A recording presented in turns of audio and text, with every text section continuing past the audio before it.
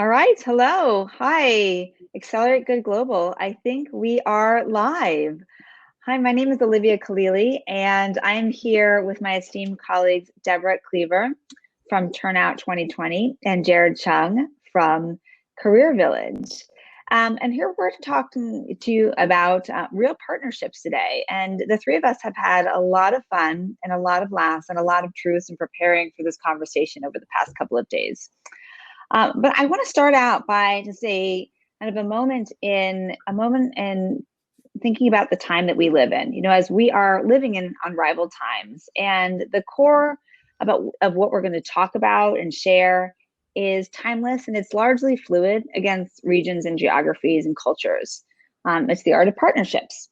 And as we're living through the early days of COVID-19, I'm hearing from people that we're all stripped back to the essentials.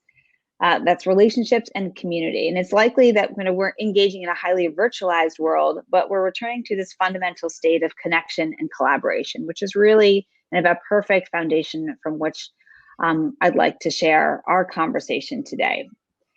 And before we do so, I want us to take a moment as a collective community joining virtually here to reflect on this unfolding pandemic.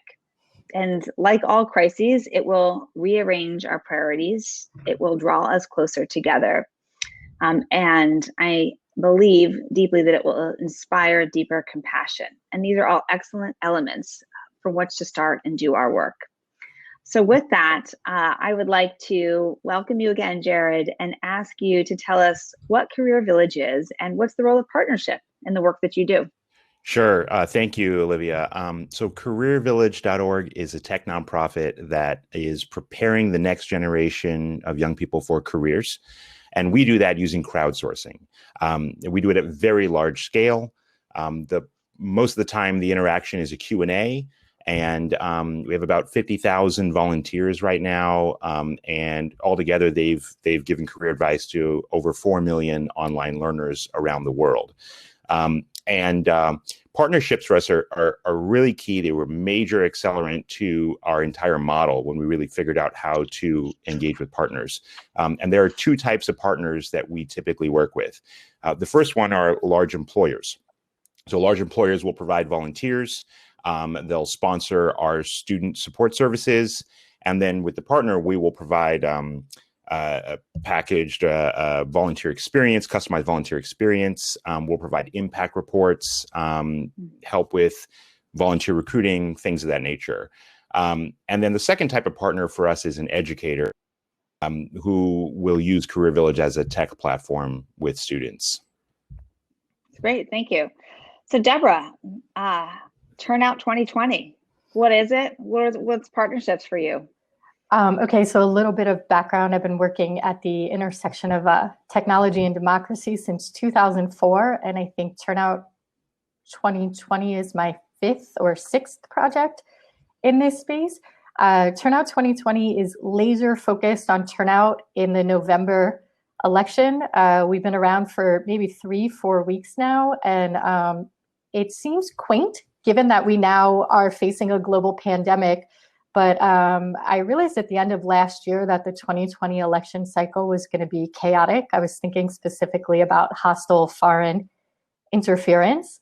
And then we saw the total meltdown of the Iowa caucus, and then a presidential impeachment trial, and then what appears to be a partisan hijacking of the Department of Justice, and now a global pandemic. And all of these things are likely to negatively impact turnout.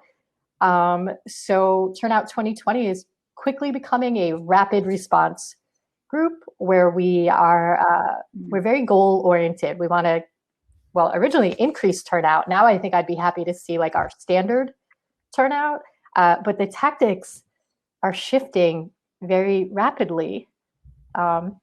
And also, I think all three of us are currently quarantined. So if you're not quarantined at home, at least the three of us can speak to the fact that things are changing really quickly in America. In terms of partnerships, we're too new to really have any, although we do have funding partnerships. Okay, That sounds great. Those sound like a really salient type for us to talk about today. So, and a bit about my background. So I run social impact, that both of you know, but for those on our listening audience, I run social impact at a software company called PagerDuty. We're digital operations management based in San Francisco. And we activate around our product commitment. We have a fund focused on time critical global health and equitable and healthy communities. And we also engage our employees, and Jared and I have worked together in that capacity. But I have a blended background, and I have worked across the aisle in development and fundraising capacities with organizations such as Ashoka and smaller foundations and nonprofits. And so that really informs the work that I do, and I think makes this conversation even more fun for me, because we get to kind of test out a lot of assumptions with one another, and I can revisit some of the pain points that Debra and Jared experience, and I also can shed some light in the pain points that people in my roles experience. So we're going to start off with some quick lightning round, and my first one is if you could impart one change for every one of your funding partners, what would it be? Like, genie out of the bottle, and how would that impact how your funding partners would act? Jump in, so Jared. I guess I feel like I feel stuck, because the thing I really want to say, the real talk, it's the title of the session, right? The real talkist thing I could say is also the thing that I recognize is the hardest sometimes for funders. But it is so much more valuable for us when a partnership goes big, whether that's a straight up funding philanthropy partnership or it's something else. It is so much more valuable when it is a really big partnership than when it's a small one. And not just because the money's larger, but because the time we save is so much more significant. So I recognize it's hard, but real talk, bigger partnerships matter a lot. And to that, I will add that the only money you should invest is unrestricted money, because things absolutely change. Again, COVID is really demonstrating that. So if we are locked into programs and we don't have the freedom to respond to a changing environment, there's a really good chance that our programs will fail. That's right. And what's been kind of the worst partnership ask experience, that story that you go and you relay to all of your founder cronies? I got two types that I want to bring forward. I know you give me room for one, but I'm going to cheat. So one is I missized my ask. I've got graveyards of I didn't ask right. I asked too low. I didn't figure it out till after I already had a funding or some kind of relationship. And I figured out later on that I should have asked for way more and that we could have done more work with that. That's on the other side. Olivia, I actually came to you once a few months ago, and I think I asked too high. I asked for way too much, so much you couldn't even possibly say yes to it. And so I've got a whole graveyard of I didn't ask at the right level, and that's on me. The second part, though, the second type, one war story that comes to mind for me is I still remember the very first time I way over invested my time in pursuing an individual partner. And the partner is culpable a little bit in asking for that as well. And we spent months working together on a major partnership. And in the end, after a huge amount of time invested, we got to a no. And that is a really brutal experience for everybody involved. My counterpart wasn't looking for that. They didn't want to see that. I didn't want to see it. And it really was a huge distraction for everybody. And so when they go wrong, sometimes you just spend so much time in indecision and you don't get to the good part. Maybe you never get there, or maybe you just get there, it takes too long, and it's not worth all the time you put in. So I think that's taught me to try to be clear and decisive, and to look for partners who are clear and decisive. I have a very... So that makes... Yeah. Oh, sorry, I was just going to jump on this. I have a very short version of that. I have found over the past 5 years that the chances that I will actually get the funding are inversely proportional to how long the application is. So many years ago as a foundation that will remain nameless, they just kept asking for more and they wanted the grant to go bigger and bigger and bigger. And then the program officer left to join the Hillary Clinton campaign. and didn't Ran out of pass time. the grant over to anyone else. And we were at like 35 pages. And to compare that with, I once sent someone a text message that said, do you want to put 25K into this program? And they responded with, we're in for $1 million. I should text people more often. Wow. You should definitely text people more often, but also it inversely proportionate to the amount of words that I write. If I give you 30,000 words, you will give me $0. Yes. I have experienced a little bit of both of that, you know, certainly from a fundraising perspective, Jared, I really empathize, and that's given me more empathy for how I show up as a potential funder or partner. But I still struggle with what is the critical information that I need to make that decision versus, I think in my earlier days, I was continuing to kind of chase information from the partner, hoping that whatever magical information they would provide would clarify the decision for me, when it's really on primarily the funder, the partners. It's the onus is on them to clarify, you know, what is a go forward and what is not, essentially, and then to work together in that and have that conversation.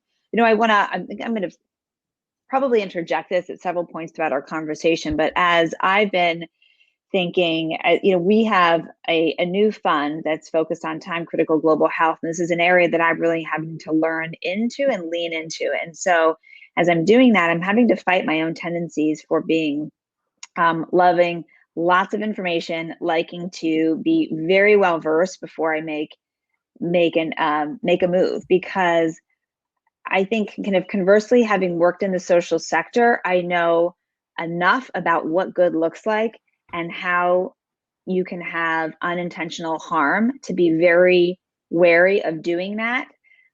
But so I really have to counter those tendencies, and I think that's admirable. You know, that comes from a good place. But what's enough? What is enough? And how I not make perfection the enemy of the good, and ensure that we are moving funds and resources out there. And I think that's more critical than ever now with COVID and the 19 response, and something that I'm grappling with on a daily basis as we make decisions. So I'm going to use that to actually pivot, and we are. Audience, we will come back to more evergreen principles, but this group really felt that we wanted to start with how are we thinking about the changing landscape of funding, our program resources, how are we engaging with partners, what do we want partners to know in these times? So let me start there.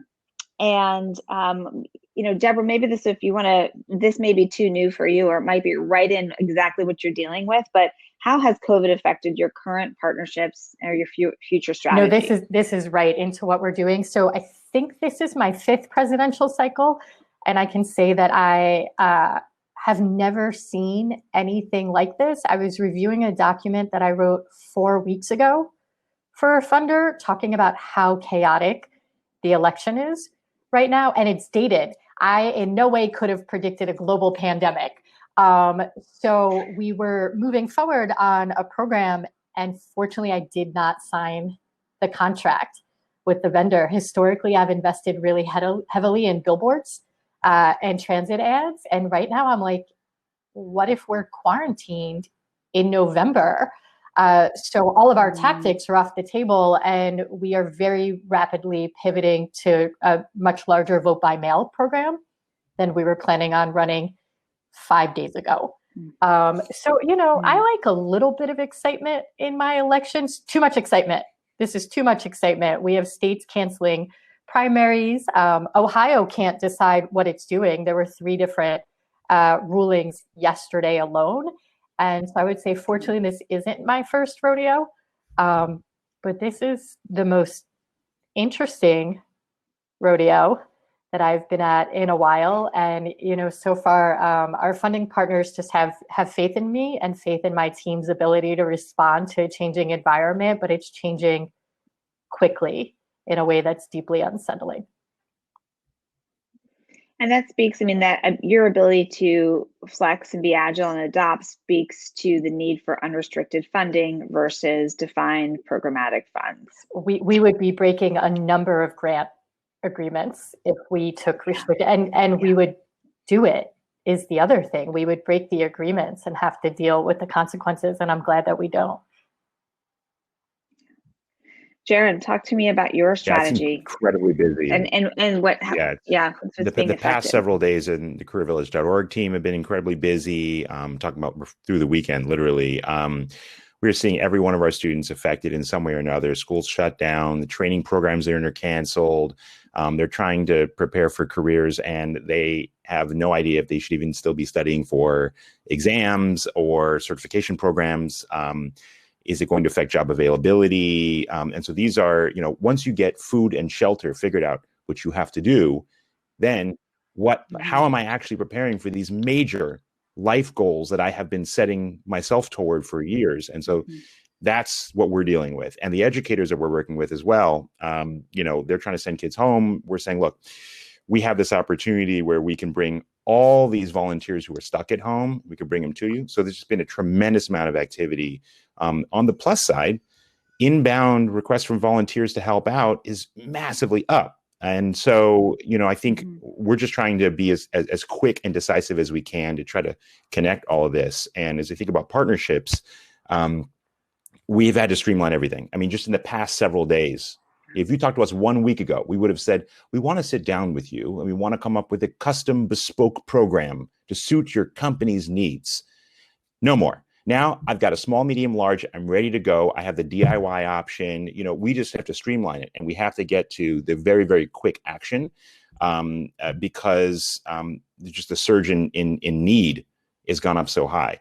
And as I'm thinking about just what are the evergreen things we need to watch out for, and let's put COVID aside itself for a moment. Let's talk about 2020 and 2021.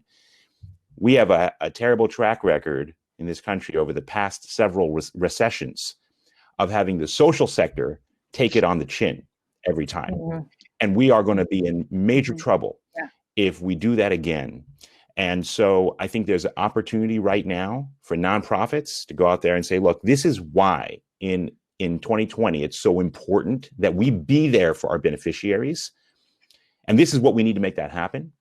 And for funders to see that and to be the ones who are going to be bold and actually increase their support rather than take it down. So to the nonprofits who are watching today, I'd say, figure out what your COVID-19 response is if you haven't already, and make sure you get your response fund. We've got our COVID-19 response fund. It's starting up and, we're trying to gear things toward that. And I know that all the other nonprofits are also working on that, but we have this window now, and we really got to work within that window to respond for our beneficiaries who have nowhere else to go and are isolated physically, but must not be isolated socially. And the internet's kind of how we make that happen. Can I push back at that for a second, a little bit unexpectedly? So the interesting thing about nonprofits in the social sector is that we perform functions that should be performed by the government. And we perform it with almost no money. I mean, like literally Turnout 2020, my previous organization, vote.org, the one before that, Long Distance Voter, we do work that the government should be doing. And I think what COVID-19 is surfacing is the fact that we don't have a social safety net at all. I mean, Jared, you're doing essential work the government should be doing. We're doing essential voter education that the government should be doing. And we don't have the funds of the government, nor is the government itself funded. And so the thing that I'm thinking about is that when people aren't sure how they're going to manage kids and their work, things like voting may seem like a luxury or a nice to have, but actually participating in democracy, like it's not a nice to have, it's a requirement right now, because it's our elected leaders who are letting us down in so many ways. So I'm both like awed by, the fact that all of my friends who run social impact organizations are stepping up right now, and a bit horrified at our complete lack of a social safety net. Which is off topic. Absolutely. Off topic. I'm sorry, guys. I just wanted to bring that up. Totally agree. No, not off topic, but I think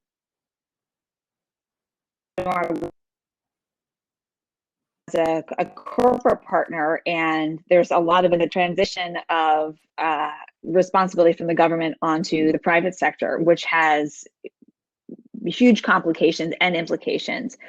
Jared, I do want to I want to tap into what you said about, no more bespoke partnerships. You're offering small, medium, large, and let's go. And I want to give you give the audience my perspective, because I received that email from Jared, and it really spoke to me. And there's kind of a couple of things that I want to call out.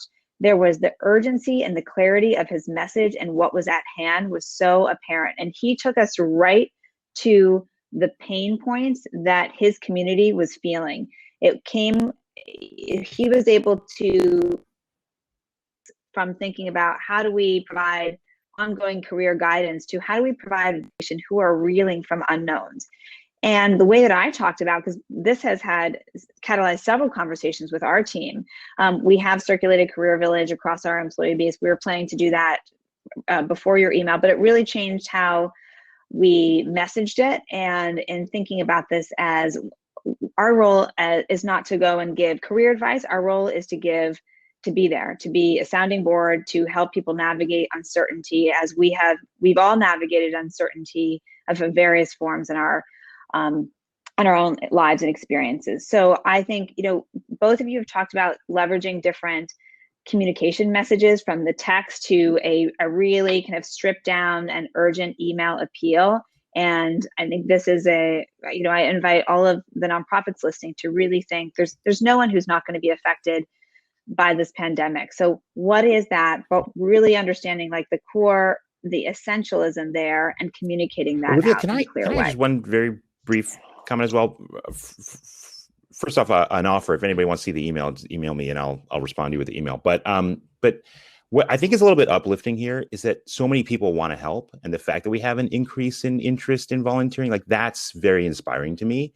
And I think if you give people a way to be hands busy, they will take up the call right now once they get food and shelter, right?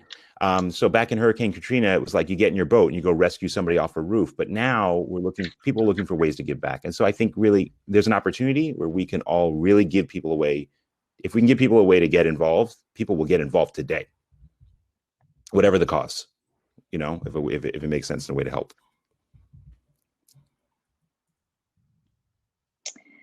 So we are bearing down on time. Now I'm trying to.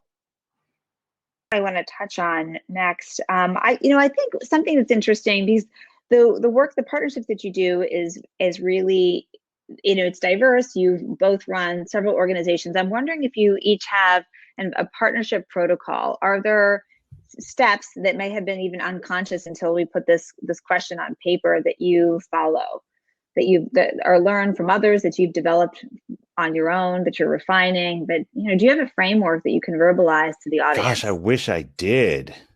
I do actually. It's not a super robust framework, but I think the key here is, to me, like, our partners are partners, which means that we're all on the same team, except they are absolutely not the captain of the team.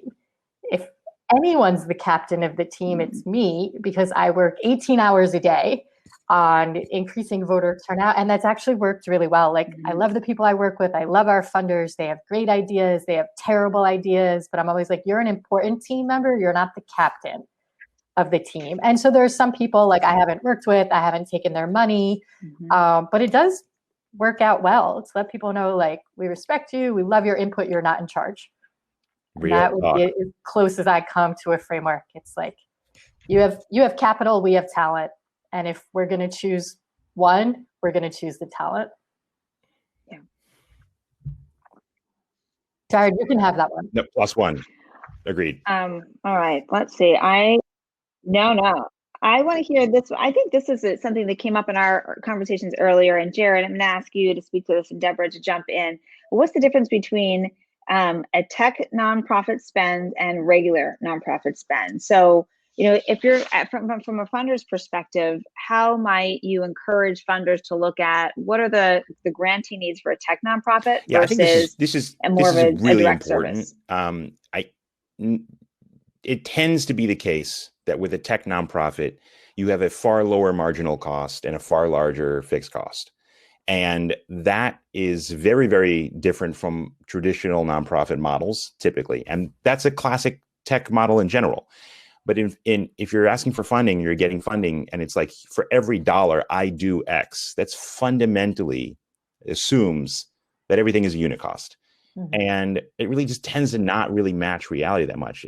With small increases in capacity, it may match some reality. But when you're talking about really major changes, we get we get economies of scale. And so I wish more funding was tied to what kind of innovation are we going to unlock? What kind of new change are we going to unlock? What kind of major fixed asset are we going to be able to unlock that can then, have really huge impact for a lot of people, rather than a more traditional and I think understandable, the simpler, for every dollar, here's one book. It doesn't quite work that way in tech nonprofits. Yeah. Yeah.